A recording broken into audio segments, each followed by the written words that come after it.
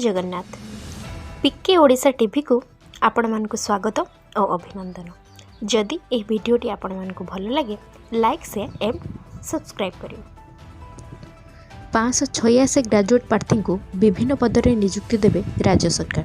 Group B और group C पद पूरण पर विज्ञप्ति प्रकाश। समस्त ग्रेजुएट शिक्षागत योग्यताधारी आसी एक बड़ सुजोग। 586 जन ग्रेजुएट प्रार्थी को राज्य सरकार 8 विभाग में ग्रुप बी और ग्रुप सी पदरे नियुक्ति दिया। Endowment inspector, assistant city and GST officer, auditor, cooperative society inspector, junior assistant आदि पदरे प्रार्थी को नियुक्ति दिया। एप्रिल मास 5 तारिख एथिपाई ऑनलाइन रजिस्ट्रेशन आरंभ हुई मे 2 रे समाप्त है। मे 5 रे ऑनलाइन एप्लिकेशन संशोधन अंतिम तारीख रही बेले मे 17 ऑनलाइन एप्लिकेशन संशोधन अंतिम तारीख रही। अणसंरक्षित शिक्षा और सामाजिक क्षेत्र में पछुआ वर्ग, अनुसूचित जाति, अनुसूचित जनजाति वर्ग प्रार्थी पदक्षेप संरक्षित रही। मोट 586 पद मध्य 149 महिला प्रार्थी चलित वर्ष जनवरी मास पहला सुधा प्रार्थी बयस योग्यता 21 ରୁ 38 वर्ष मध्य रही आवश्यक।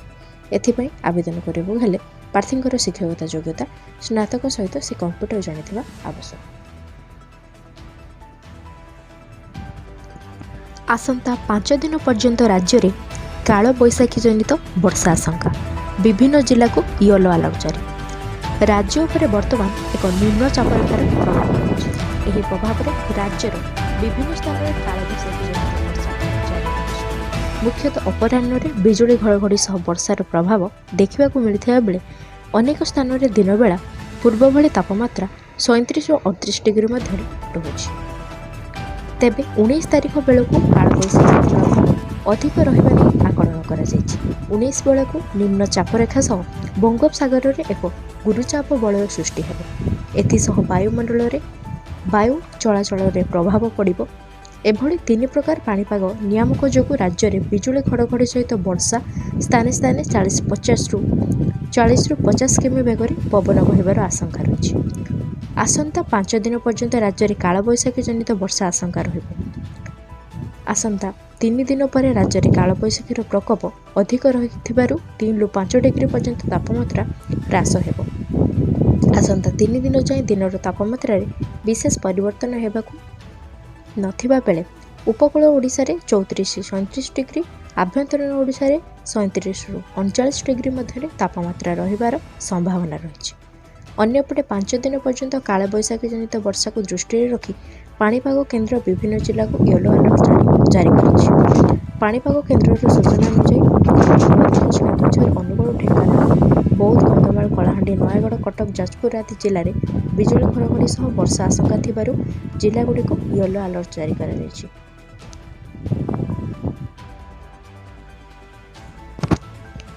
सरिला पासिंग आउट परेड बाहरिले आ 2630 नुआ अग्निवीर। अग्निपथ योजनार तृतीय बैच अग्निवीर जवान पासिंग आउट परेड चिलिकार नाभेल ठारे अनुष्ठित हो जायछि। मोट 2630 अग्निवीर पासिंग आउट परेड रे अंशग्रहण करथिले। एमानक मध्यरु 396 जन महिला अग्निवीर जवान परेड रे अंशग्रहण करथिले।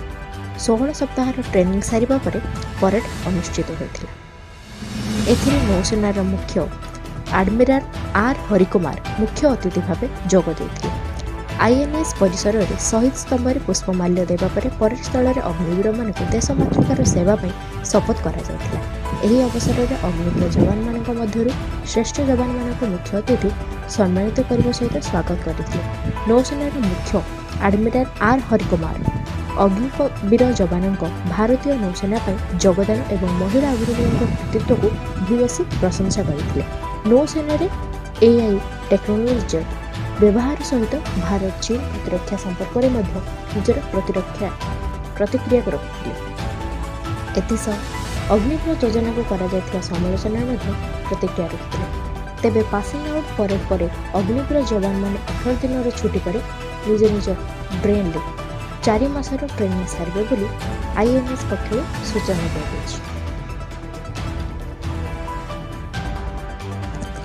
एलआईसी कर्मचारी वेतन 17% वृद्धि केंद्र सरकार पक्षर मिला मंजूरी सूत्र। भारतीय जीवन बीमा LIC कर्मचारी आसी एक बड़ खुशी खबर। LIC कर्मचारी वेतन 17% वृद्धि हो। एने केंद्र सरकार तरफ मंजूरी मिलता नहीं एक सूत्र जमापड़ी। तेबे यह वेतन वृद्धि 2022 मसीहा अगस्ट मास ठारू लागू हेबो बोली कहुछि। केंद्र सरकार निष्पत्ति फल LIC पाखापाखि 1 लाख कर्मचारी और 30,000 पेंशनधारी उपकृत हेबे। ए निष्पत्ति फल वार्षिक 4,000 कोटी आर्थिक बोझ सहवाकू हेबो। एथि निमंते कर्मचारी वेतन वृद्धि 29,000 कोटी पहुंचबार अनुमान कराଯାଉଛି। 16 मार्च ठारू निर्वाचन आचरण संहिता लागू हेबो। यह केंद्र सरकार निर्वाचन तारीख घोषणा पूर्व निष्पत्ति ग्रहण करा वेतन वृद्धि कर्मचारी को गत 2 वर्षर एरियर मिलिबा बोली कहुछि। 21 लोकसभा और 147 विधानसभा मे 13, 20, 25 और जून 1 रे मतदान करेंगे ओडिशावासी। बाजिची 2024 निर्वाचन बिगुल। निर्वाचन कमिशन निर्वाचन तारीख घोषणा करिसेंती। घोषणा अनुसार ओडिशा रे 4टी पर्याय रे हेबो भोट। मे 13 तारीख रे ओडिशा रे पड़िबो भोट। मे 13, मे 20, मे 15, जून 1 तारीख रे मतदान करिवे ओडिशावासी। जून 4 तारीख रे हेबो मतगणना। निर्वाचनर पर्व और देशर गर्व कही मुख्य निर्वाचन कमिशन घोषणा करिसेंती निर्वाचन तारीख। जून मासर शेष तारीख हेबो विश्वर सबुठु बड़ गणतंत्रर एही महापर्व। देश में एप्रिल 19 तारीख रे मतदान आरंभ होई 7टी पर्याय चलिबो। जून 1 तारीख रे शेष हेबो मतदान। तेबे ओडिशा रे विधानसभा और लोकसभा पई 4टी पर्याय रे भोट ग्रहण करा जिवो। प्रथम पर्याय मे 13, 4 लोकसभा और 28 विधानसभा। द्वितीय पर्याय मे 20, 5 लोकसभा और 35 विधानसभा। तृतीय पर्याय मे 25, 6 लोकसभा और 42 विधानसभा। चतुर्थ पर्याय जून 1, 6 लोकसभा और 42 विधानसभा। ओडिशा रे प्रथम पर्याय निर्वाचन पई एप्रिल 18 तारीख रे विज्ञप्ति प्रकाश पाए। प्रथम पर्याय विज्ञप्ति 18 एप्रिल। नामांकन पत्र शेष तारीख 25 एप्रिल। जांच 26 एप्रिल।